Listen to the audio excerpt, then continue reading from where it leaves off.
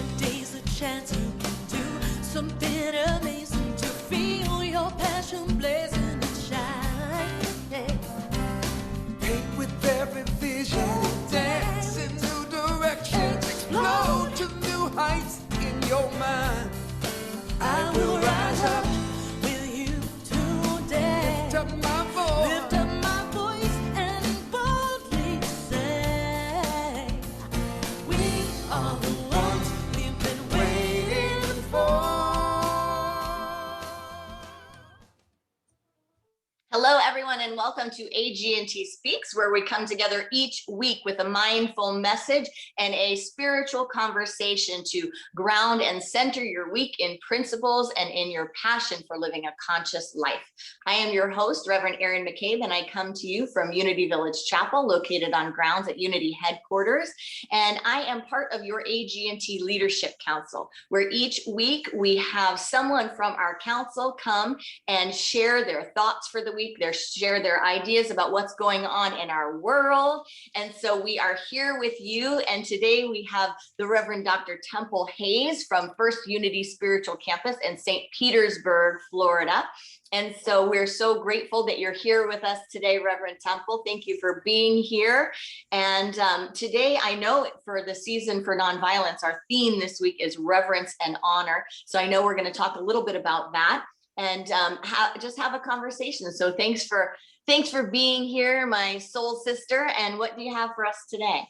Oh, and I just want to thank you for all the intention that you and Dr. Barbara Fields put into making these available to people. I feel that the conversations and what AGNT represents is so important for the times that we live in. And I feel that we're all just from different windows and different conversations able to offer insight or learn from each other. I know I always learn from these as well. And I think it's great because it's interactive. I'm all about getting involved with something where people aren't just talking at you. Right. And my teacher, speaking of reverence and honor, my teacher taught me something that I've never forgotten. If I'm telling someone something, whether it's my 5-year-old daughter or a friend or a community, if I'm telling someone something, they may or may not be receiving it. It's when they're telling me that the teacher archetype within me knows and understands that they got it. You see, so to me, reverence and honor is about the space to hold for someone that's sacred, to allow the room for them to discover within them the teacher within them. I like that idea. I don't know if you're aged enough that you remember this, but there used to be a statement that it's like, how we are in New Thought, we get a new bumper sticker and we beat it to death. It's like, oh, you said that, Marianne said that, this one said that, Michael said that. But there's a statement that said, when the teacher is ready, when the student is ready, I've said it so many different ways. When the student is ready, the teacher will appear.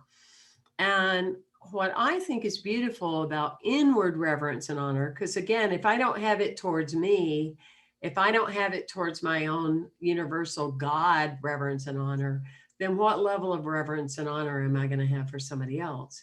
So for me, when I really grew was that when I realized when the student within me was ready for the teacher to appear in me. Wow. Yeah. Then there was another energetic, magic energy that was able to happen because I really wanted to work on the healing of my shadow teacher archetype, and that could be as simple as people that lead groups that they expect, the first thing they ever do, 500 people are going to show up. That's not a healthy teacher archetype. A healthy teacher archetype says, whoever is supposed to be here is here. There you go. Is present and all is well.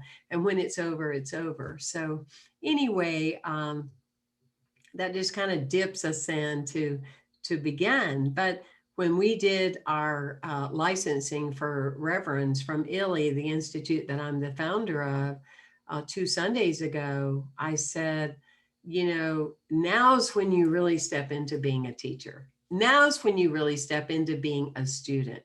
The day that I stop being a student, I hope that people that are around me will advise me not to be in front of people, because it means everything. I learn every day, every moment. And that is a tremendous reverence to me and honor to humanity. And especially when you know that you are a person, that you are persuasive with your words and with modeling, that's a responsibility. It really is. Yeah, absolutely. That's Mhm. a beautiful way to take this, is to look into leadership, because a lot of times in the human condition, people try to strong arm reverence and honor. And they can do that by almost demanding or trying to manipulate situations, trying to manipulate people, trying to manipulate attendance, trying to manipulate money and finance, trying to strong arm Mhm. it Yeah. to have it match what they feel like their internal worth is, rather than recognizing that it is a creative process, it is a growing process, and it is the honor and the reverence is a side effect Yeah. of living an integral life. Yes, absolutely. And the honoring and reverence of what needs to be, and what is. So you'll like this one too. I'm just full of posters today. No, yeah, but I love this new one I've been chewing on, is there's a difference between being certified and dignified. Mm, Certified is when people have taught you and you've gained the knowledge, and so you have your certificate and you're certified. Dignified is when you make it your work. Dignified is when you recognize that, yes, that was nice, that's the way they did it. You might take a piece here and there. That could be whether you're a therapist, it could be if you're a mom. It doesn't have to be that you're certified with a career. It could be that you feel certified to be a parent, but you become dignified when you go, listen, I need to listen to my own inner soul. I need to listen to my own awareness. I mean, just like you do with Georgia. And I think that's another important thing with reverence and honor.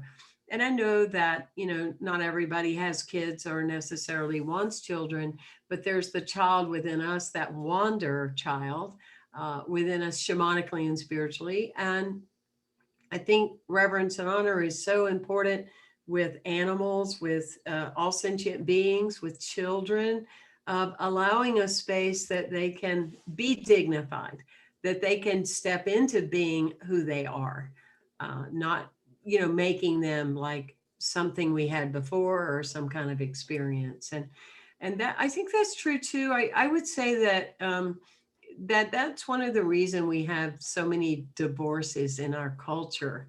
I don't know if you're aware, but the number used to be, it's been a couple of years since I interviewed somebody, but the number used to be, let's say 50 plus or 60% that people get divorced. You may find this surprising, but more than that get divorced a second time.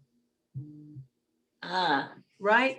But I think when we talk about reverence and honor, also, it's very interesting because often people get in a relationship and they're so determined not to have what they had before. They have that and more of the same thing.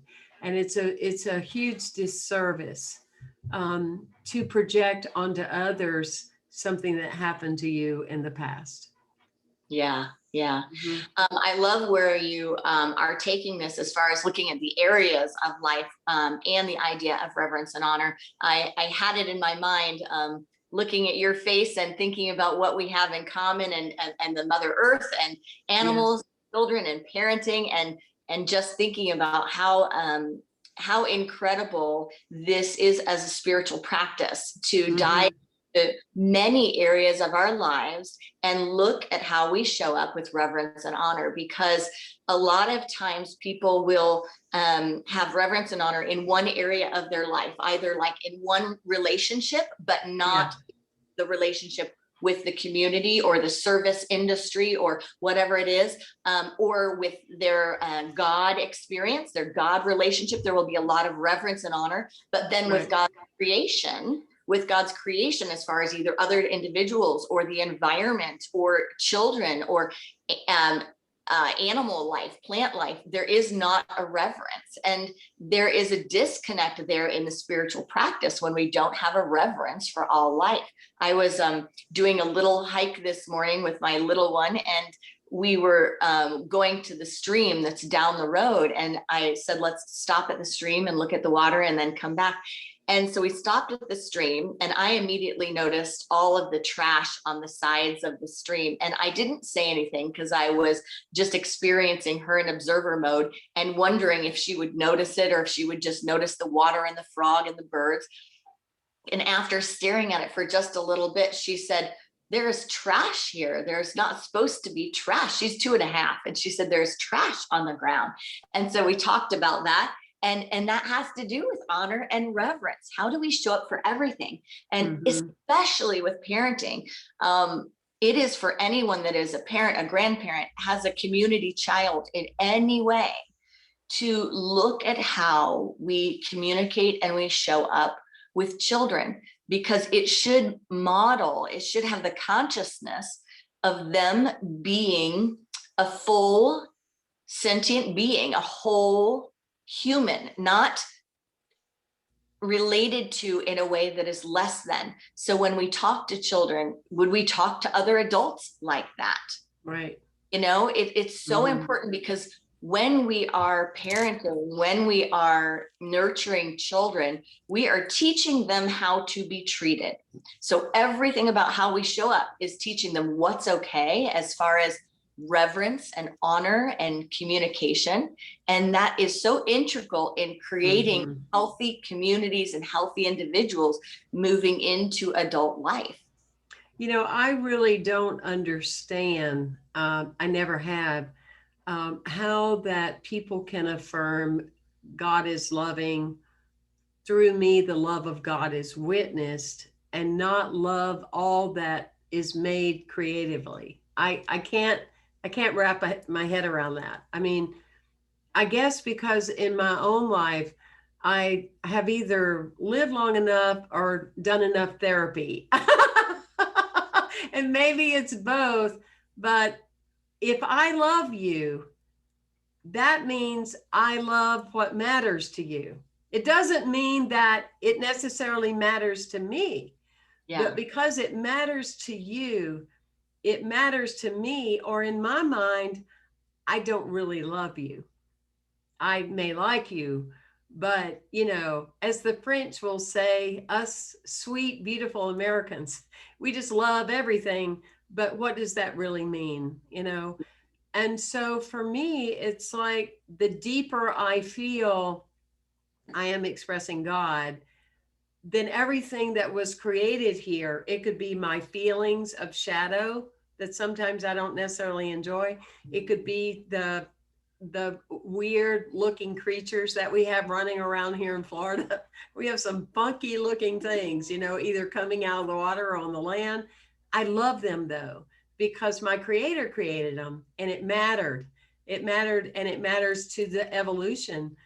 Or bees, you know, it fascinates me, people that just have such a huge dislike to bees. But if they really did the background, and they realize, if we don't have bees, hey, hello, We don't have us. where are we going to be? So it's a reverend and honor to, you know, whatever matters. And I think it's just so necessary to question that. You don't have to like it, you know, you may not have snakes around your neck, but, you know, I just, the other night, someone was in town, and her friend said, my friend watches you, would you please come over, yada, yada. So I go over, and this woman's talking about, you know, that she kills every snake in her yard, and she, you know, puts powder on the telephone line, and the rats eat it and they die. And I'm like, you know, I have to go over and visit, and I have to clean this up, because I went home like in tears, because I thought, you are so interrupting the circle of life. That's an interruption. Leave it alone. Just let it be, because it's all necessary to the health of your yard, your community. I just, it just, you know me and you've seen me. I'm the extreme, Yeah. I'm proud of that. Yeah. I'm Yeah. proud of that, because somebody needs to be extreme when it comes to the lack of reverence and honor Yes. to the things that were created, that matters to our creator, or they wouldn't be here. So Yes, I agree. And I think that if we can look at that when we see those extremes, that sometimes their role is to bring the balance too. Because if you didn't have your practice and I didn't have my practice, we've brought balance to other people that may not have that same awareness. And they might not be as extreme, but I remember someone at Unity of Montclair telling me later, like far, far later, when I wasn't even remembering it, that they now take spiders outside instead of smash them all, and it was a sweet memory to think that, that's what someone does now when it's possible, they do that. I had a mouse in the house, or I have a mouse in the house. I found out via Easter candy that there was a little critter in the house. And my first reaction was yuck, awful, oh my gosh. And I did let the cat in the house, because the cat will make sure that the mouse finds its nearest exit, whatever that is. It may be the cat's mouth, but either way, that's the cycle of life. But I looked in my cabinet, and I had some stuff left over that are like just sticky pads, but I couldn't do it. Like, I can't stick out those sticky pads because that's like a torturous death, And so I have one trap that's a healthy trap or whatever. God, no, I could never do that. I would never live with myself. I know. So I'm gonna put out eventually the one that just they walk into, and then you can let them outside. But I had to do some reframing in my mind, because in my mind, automatically thinking about this mouse near our stuff and near any food, it was like an anxiety provoking and kind of disgusting thing for my brain. Like, I was like, oh, gross, awful. The mouse. And then I thought, why am I making this such a big deal? If a mouse was in a cage, someone might be playing with a mouse. They're kind of cute. And I had to just kind of reframe so I could walk myself down from that ledge to just look at the cuteness and the sweetness of a little mouse. Like, it's not some terror. It's not some major awful thing. Like, get off of all the programming that says this is a total nightmare. It is this little tiny creature, which, if I was at a pet at somewhere where someone had a mouse as a pet, I would totally hold it and think it's cute and like it. But since it's in my house and I didn't invite it in, I'm freaking out. So you have to get over the conditioning and have reverence as well for all the creatures of life. Like you said, we're all in a living ecosystem. We have to also question our conditioning, see, because and I'll be quick with that, because I know we have another part, but that happened to me years ago, that for a moment I temporarily forgot who I am. And so I was with a partner that was terrified of a rat, and she was like, oh, I'm calling the Terminator. I'm calling the exterminator. You can see how disconnected I am from all of it. I don't even know how to say it. I'm calling the exterminator, and I'll have them come over tomorrow afternoon.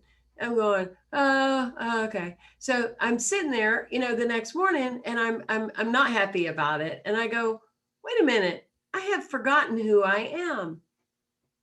Real story here, that I spoke to that rat. And I said, I need you to show up, because I want to catch you and I want to put you where you belong.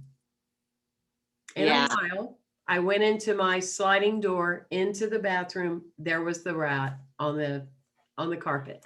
And then I said, wait a minute, I got to go get something to put you in. I got to go get a bucket. Waited.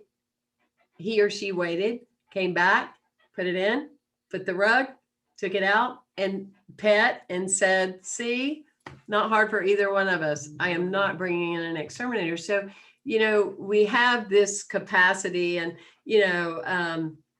people laugh, but it doesn't matter to me.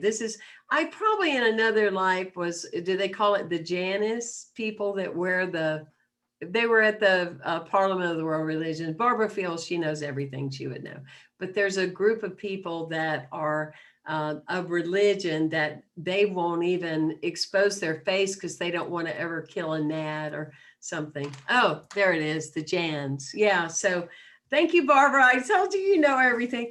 But I just don't, I don't like to kill anything. It just, no. So, Thank you, Reverend Temple, for this conscious conversation. We hope that this conversation uplifted your week. We hope you have a nugget to take into your practice.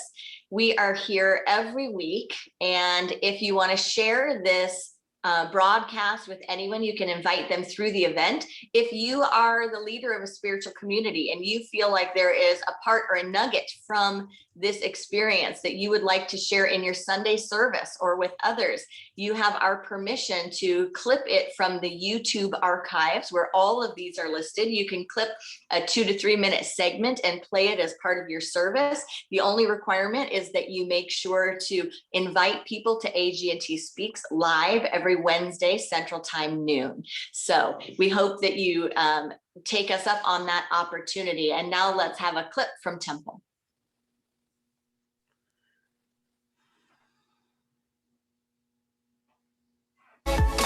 So God had been observing over the past year the things that have been going on earth, and he called in a couple of his special angels and said, wow, they've really had a go of it, haven't they?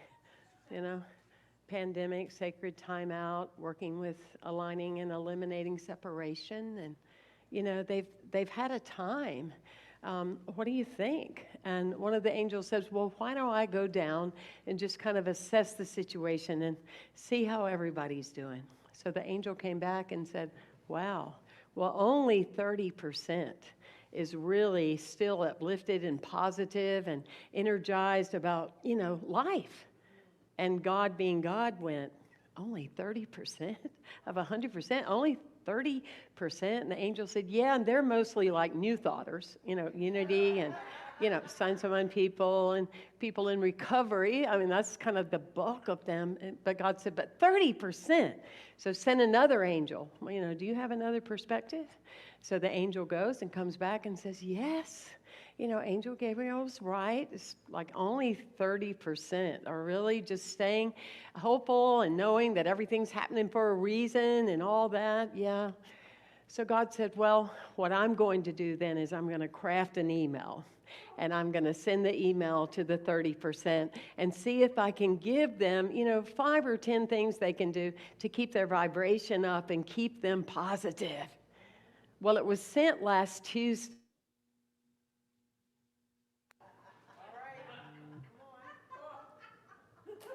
Did you not get yours?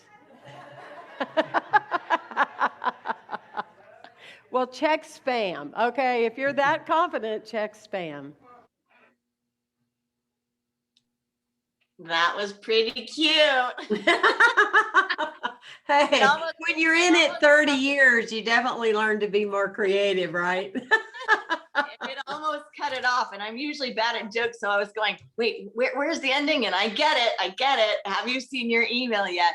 Oh, everyone, thank you for joining us. It is just great that we have this spiritual community, this broader conversation where we can gather together every week. So please spread the news, let others know that this is here and available. This is our offering to you from your AGNT leaders. You can find out more information about each one of us, our spiritual centers, our Sunday live streams on agnt.today if you look up the leaders tab. And you can also find out how to give and how to support AGNT. So think about 5 to Thrive. Think about $5 a month on auto give and supporting this spiritual ministry, which is our Association for Global New Thought. It is the way that we can empower ourselves together as a greater community of new thoughters, as a greater body in spiritual expression. So think about that support and what might be yours to do this year. Thank you for joining us. Again, hop into the Zoom room if you want to get up close and personal, if you want to talk about your mouse or your rat or your snakes or anything else, hop into the Zoom room and we'll see you there. Have a great week. We'll see you next week.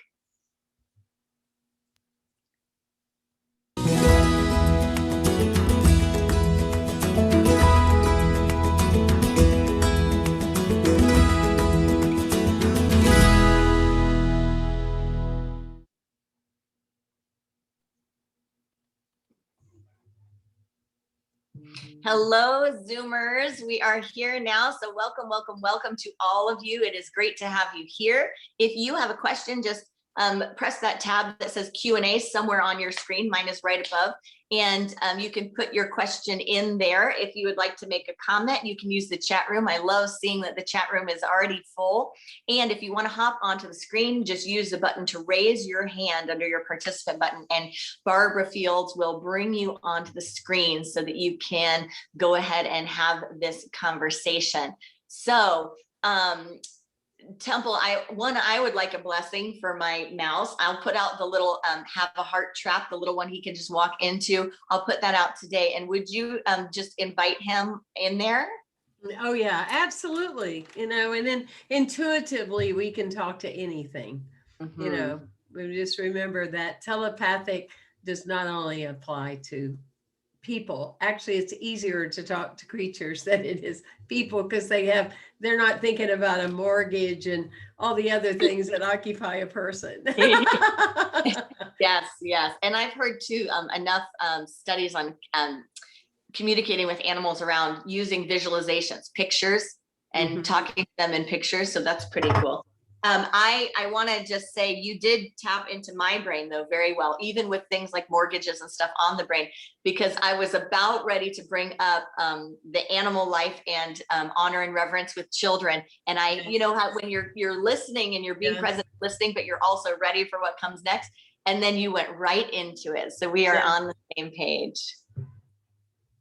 And that's why I love these calls, because we don't work with the script. I like to just be and see always believing that what's supposed to be spoken will be spoken, including the beautiful writings from our people online. Yeah. Well, there's a handsome guy. Mary Lou has she has a comment in the chat, so I'm going to read it, because this is important, and this is good to have some reflection on this for people's real world kind of problems. So see what you would say to this.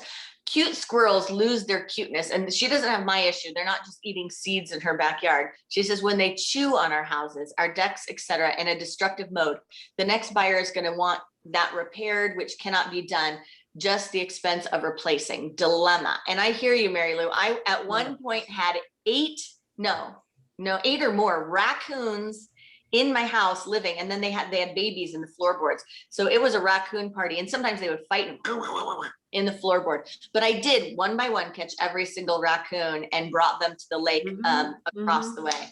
Yeah. So what and I think the important thing is, often when we mention certain things, we want to argue our positionality or make a point about our positionality. It's like, just pick one thing, or look at another door, or try something natural before you get into all these chemicals. There's little doors and windows, and we do the best we can, so you just pick 1 or 2 things that you feel strongly about, even if it's a bottle that you drink in, that you're not supplying to the plastic islands that we have in our world that are killing so many of our animals and our creatures. So it's, that to me is just like, pick something, Yeah. But welcome, beautiful you. How are you? I'm good. I waited, Erin, for anybody else to come on, but nobody was brave enough. So I raised my hand. You're so kind. I just wanted to share how I used to be absolutely terrified of snakes. And bugs and all that kind of stuff. And the best thing that ever happened to me was when I moved to the jungle in Costa Rica. Wow. And oh my gosh, I just had this overwhelming change, transformation, that they're not living in my world. Yes. I'm living in their world. Wow. Yeah. And now I just find snakes fascinating. I've seen the most beautiful snakes you've ever imagined. Birds, bugs. Oh my gosh, the bugs down there are as beautiful as the birds. And, cicada season is just amazing. It's like drums playing for 3 weeks, and experiencing it. But just that overall sense that I came into their world, And, you know, just another little thing is we have a motorhome that we sort of use as our cottage in the summer. It's out at a farm where our dogs can run, and it's just heaven on earth. And we had mice come into our motorhome last year and eat, of course, my most very favorite comforter. But then I looked and I said, oh, she had her babies. Oh, What better beautiful. place could she have had her Mhm. babies than in my Mhm. multi-$100 infrared comforter? And I just like let it go. It was just a very small price to pay for that. And then, you know, my husband got under the trailer and plugged all the holes, and we didn't see any this year. So I love that. I love that. Well, we do pet adoption within our campus when, you know, all the times we've been open when there wasn't COVID. And we've adopted like several hundred dogs, cats, rabbits, etc. But that being said, we have a special Sunday a couple of times a year where children bring their snakes and iguanas and all their other odd looking, you know, Yeah. things. And I've seen grown men cry when Yeah. they see a little 7-year-old girl with a snake wrapped around her arm. And Right, I it's was gonna just, ask, in it- cages, just right? They had a shift. They had a shift. Yeah, my Mhm. 10-year-old granddaughter got a pet iguana, and we came over and she said, Grandma, you're the only person that picked him up and kissed him. Everybody else went, you got to get that out of the house. Yeah, we have a young woman that brings a snake to when we do the village mic, our open mic night, and she just walks around with them on its neck. So like when you're walking by, you kind of gotta just okay. I don't know that I'm there yet, but Right. yeah. And Anyway, I would say too to everyone that is having any issue with animals, just ask in prayer and meditation for the spiritual perspective that will assist us on one, honoring and holding reverence for the creatures and expanding our spiritual perspective and our path. Because I think if we're grounded in that and we have a holy intention, you know, we'll be given the ideas on what to do or how to do it in the best way possible. And we'll be asking also for our spiritual growth. So honoring just all the experiences people have, but just kind of asking for that transformation experience through everything. That's part of the teacher and the student, right? It's like when you said you become the teacher and the student and you allow them both to be, that's just not letting anything, especially big things that drive us crazy, don't let them go by without asking for the spiritual gift there. So that would be a parting thought. Absolutely. That's beautiful, Erin. All right, Catherine, well, thanks for coming on with us. It's good to see your beautiful face. Everyone in the Zoom room, it's good to see your names here. Thank you for being here. Again, Temple, thanks so much. I love you, love you, love you, woman. Always a pleasure. Love you. All right. Love Barbara too. She's the one that makes all this She's happen. awesome. Love our Barbara. See you next week, awesome. Barbara. Yeah. All right. Bye-bye, everyone. Bye.